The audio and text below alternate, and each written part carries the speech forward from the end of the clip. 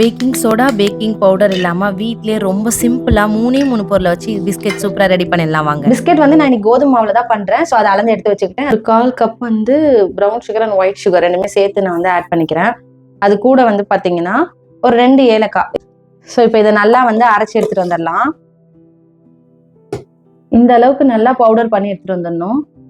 அதே போல இன்னைக்கு நான் வந்து கீ ஆட் பண்ணி தான் ரெடி பண்றேன். உங்களுக்கு தேவைப்பட்டுச்சுன்னா நீங்க பட்டர் கூட ஆட் பண்ணி பண்ணலாம். இப்போ ஒரு பவுல்ல வந்து கொஞ்சமா வந்து உப்பு நான் வந்து சேர்த்துக்கிறேன். 2 டேபிள் ஸ்பூன் நெய் எடுத்துக்கிறேன். இப்போ இது எல்லாத்தையும் சேர்த்து நல்லா மிக்ஸ் பண்ணிக்கலாம். அதாவது சர்க்கரை, நெய், உப்பு இது எல்லாம் சேர்ந்து நல்லா கலந்துக்கலாம்.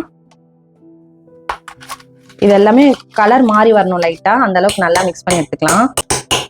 இப்போ இந்த அளவுக்கு கலர் மாறி வந்துருச்சு இல்லையா, அந்த கோதுமை மாவு வந்து ஆட் பண்ணிக்கலாம்.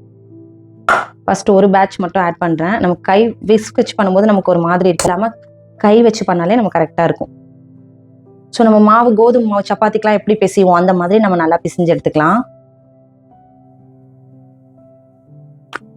ஃபர்ஸ்ட் நான் பிஸ்கெட்லாம் பண்ணும்போது பார்த்தீங்கன்னா இந்த அளவுகள்லாம் தெரியாம நெய்லாம் கொஞ்சம் அதிகமாக சேர்த்துட்டேன். அதனால எனக்கு வந்து பார்த்தீங்கன்னா பிஸ்கெட் வந்து பேக் பண்ணி எடுத்ததுக்கு அப்புறமும் ரொம்ப வந்து பார்த்தீங்கன்னா ஒரு மாதிரி ஆயிலியா அந்த மாதிரி இருந்துச்சு. இப்போ ஓரளவுக்கு இது மிக்ஸ் ஆயிடுச்சு. இப்போ இது கூட மறுபடியும் வந்து பேலன்ஸ் இருக்க மாவையும் வந்து சேர்த்துக்கிறேன். பட்டரு, எண்ணெய், கீ எது வேணா யூஸ் பண்ணி நீங்க செஞ்சுக்கலாம். குழந்தைங்களுக்கு ரெடி பண்றோம் அப்படின்றதால நம்ம வந்து பெட்டர் கீ அண்ட் இல்லைன்னா வந்து பட்டர் யூஸ் பண்ணி கொடுக்கறது ஒரு நல்ல ஆப்ஷனா இருக்கும். ஸோ இப்போ இந்த மாவெல்லாம் நல்லா கையால இந்த மாதிரி நம்ம மிக்ஸ் பண்ணி விட்டுட்டோம். இப்போ நமக்கு தெரியுது நமக்கு வந்து இன்னும் கொஞ்சம் கீயோ இல்லை பட்டரோ ஆட் பண்ணா நல்லா இருக்கும் அப்படின்னு சொல்லிட்டு. ஸோ இந்த மாதிரி ஸ்டேஜ்ல வேணா உங்களுக்கு தேவைப்படுச்சுன்னா கொஞ்சம் ஆட் பண்ணிக்கோங்க. பேக்கிங் பவுடர், பேக்கிங் சோடா இது ரெண்டுமே நம்ம ஸ்கிப் பண்றதால இந்த கீ அண்ட் சுகர் வந்து மிக்ஸ் பண்றோம் இல்லைங்களா, ஸோ அதை வந்து நல்லா மிக்ஸ் பண்ணிக்கணும். அப்பதான் வந்து நமக்கு நல்லா சாஃப்டா கிடைக்கும். இப்போ இந்த மாதிரி பிசைஞ்சு எடுத்ததுக்கு அப்புறமா நீங்க வந்து மில்க் வந்து காய்ச்சி ஆற வச்ச பால் வந்து எடுத்துக்கோங்க. இந்த powder and baking soda add பண்ணாம பண்ணும்போது நமக்கு இருக்கிற டிஃபரன்ஸ் பாத்தீங்கன்னா ரொம்பலாம் வந்து நமக்கு பிஸ்கெட்ஸ் உப்பி வராது. டீ பிஸ்கெட்ஸ் எப்படி கிடைக்கும் அந்த மாதிரி கொஞ்சம் ஃபிளாட்டா தான் கிடைக்கும் அண்ட் கொஞ்சம் கிறிஸ்பியாகவும் இருக்கும். பட் டேஸ்ட் வந்து நல்லாவே இருக்கும். நீங்க வந்து உங்க இந்த சுகரும் அண்ட் நம்ம ஆட் பண்ற பட்டர் ஆர் கீ அதோட ரேஷியோ வந்து கரெக்டா இருக்கும்போது டேஸ்ட்ல எந்த டிஃபரன்ஸும் உங்களுக்கு இருக்காது. நீங்க வெளியே என்னதான் பிஸ்கெட் வாங்கி கொடுத்தாலும் அது எப்படி செய்யறாங்க, நிறைய நம்ம வந்து வெளியே வாங்குறத வந்து அவாய்ட் பண்ணிக்கணும். என்ன கேட்டா நான் அதான் சொல்லுவேன். அதாவது முடிஞ்ச அளவுக்கு அவாய்ட் பண்ணிக்கணும். முடியாத பட்சத்துக்கு ஓகே. இப்போ நம்ம எங்கேயாவது வெளியே போறோம், குழந்தைங்களுக்கு பசிக்குது, அங்க என்ன ஆப்ஷன் கிடையாது, இதுதான் வாங்கி கொடுத்தாகணும்னா அந்த மாதிரி டைம்ல என்னைக்காச்சும் ஒரு நாள் ஓகே.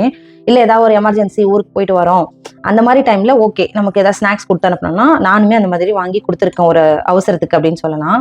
பட் முடிஞ்ச அளவுக்கு நம்ம வந்து வீட்டுல ரெடி பண்ணி கொடுக்கறது தான் குழந்தைங்களோட ஆரோக்கியத்துக்கு ரொம்ப ரொம்ப நல்லதா இருக்கும். இந்த டவ் ரெடி பண்ணி முடிச்சதுக்கு அப்புறமா நீங்க 20 மினிட்ஸ் வந்து ஃப்ரிட்ஜ்ல எடுத்து ரெஸ்ட் விட்டுட்டு அதுக்கப்புறமா எடுத்து நீங்க ஷேப் பண்ணீங்கன்னா பிஸ்கெட்டோட ஷேப்பும் நல்லா வரும் அண்ட் டெக்ஸ்சரும் பார்க்கிறதுக்கு நல்லா இருக்கும். நான் வந்து டைரக்டா தான் அப்படியே கட் பண்ணி வச்சேன். நல்லா ஒரு தடவை இந்த மாதிரி அழுத்தம் கொடுத்து பிசைஞ்சுக்கோங்க. வந்து சப்பாத்திக்கு நம்ம எப்படி இது பண்ணுவோம் அந்த மாதிரி நல்லா திக்கான ஒரு இதுவா வந்து ரோல் பண்ணிக்கலாம். திக்கா இருக்கணும் நமக்கு லேயர் வந்து. அவன்ல இருந்தா தான் பேக் பண்ண முடியும்னு சொன்னது அந்த காலம். நம்ம கிட்ட ஒரு கனமான பாத்திரம் இருந்ததுன்னா அது மேல உப்பு போட்டு வச்சுட்டு ஒரு ஸ்டாண்ட் அதுக்கு மேல வச்சுட்டு இந்த பிஸ்கெட்ஸ்லாம் அதில் வந்து லைன் பண்ணிட்டு அழகா எடுத்து மூடி போட்டு வச்சு நல்லா ஒரு ஸ்லோ ஃப்ளேம்ல வந்து பாத்தீங்கன்னா ப்ரீ ஹீட் பண்ணதுக்கு அப்புறமா வச்சு நீங்க பேக் பண்ணி எடுத்தீங்கன்னா சூப்பரா உங்களுக்கு வந்து பிஸ்கெட் வந்து ரெடி ஆயிடும். நீங்க அவன்ல பிஸ்கெட் பண்ணும்போது அது அந்த அளவுக்கு வந்து கலர் வந்து நமக்கு கொடுக்காது. பட் வந்து நம்ம ஸ்டவ் டாப்ல பண்ணும்போது பாத்தீங்கன்னா நமக்கு நல்ல கலர் வந்து கொடுக்கும். அவனா இருந்தாலும் ஸ்டவ்வா இருந்தாலும் ப்ரீ ஹீட் பண்ணிட்டு வைக்கும் போது தான் நமக்கு நல்ல ஒரு டெக்ஸ்சர் கிடைக்கும்.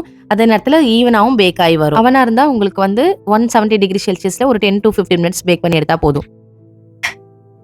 ஸோ இந்த அளவுக்கு உங்களுக்கு வந்து இந்த மாதிரி சூப்பரா வந்து பிஸ்கெட் வந்து ரெடி ஆகி வந்துடும். நீங்க baking powder and baking soda add பண்ணணும்னா ஒரு 1/2 டீஸ்பூன் பேக்கிங் பவுடரும் 1/4 டீஸ்பூன் பேக்கிங் சோடாவும் ஆட் பண்ணிக்கோங்க.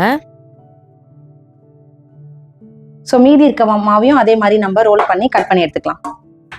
இப்போ அவனை வந்து ஒரு 170 டிகிரி செல்சியஸ்ல ஒரு 10 மினிட்ஸ் வந்து ப்ரீ ஹீட் பண்ணி எடுத்துக்கிறேன்.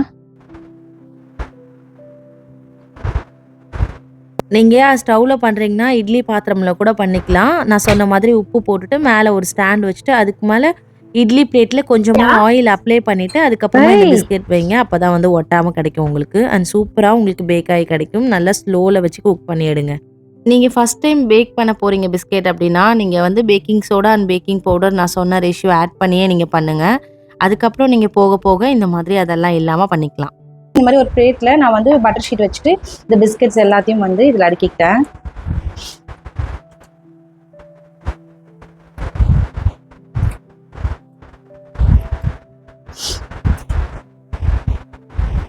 லைட்டா இந்த மாதிரி ஒரு ஃபோக் வச்சு இந்த மாதிரி பிஸ்கெட்ல ஹோல்ஸ் மாதிரி போட்டுக்கிட்டேன்.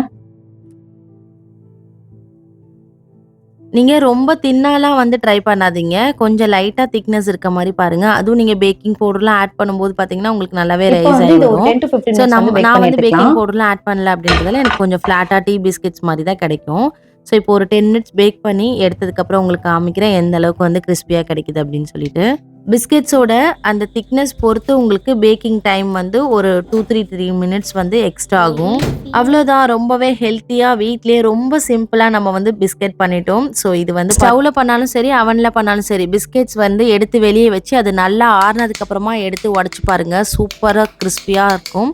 உள்ள நல்லா சாஃப்டா இருக்கும். எனக்கு வந்து அவன்ல பண்றத விட வந்து ஸ்டவ் டாப்ல பண்ணதா கரெக்டா இருக்கும். பட் என்கிட்ட அதுக்கு சரியான பாத்திரம் இல்ல. அதனால தான் நான் வந்து அவன்லயே பண்ணிட்டேன். உங்ககிட்ட அவன் இல்லைன்னா எந்த பிரச்சனையும் இல்ல.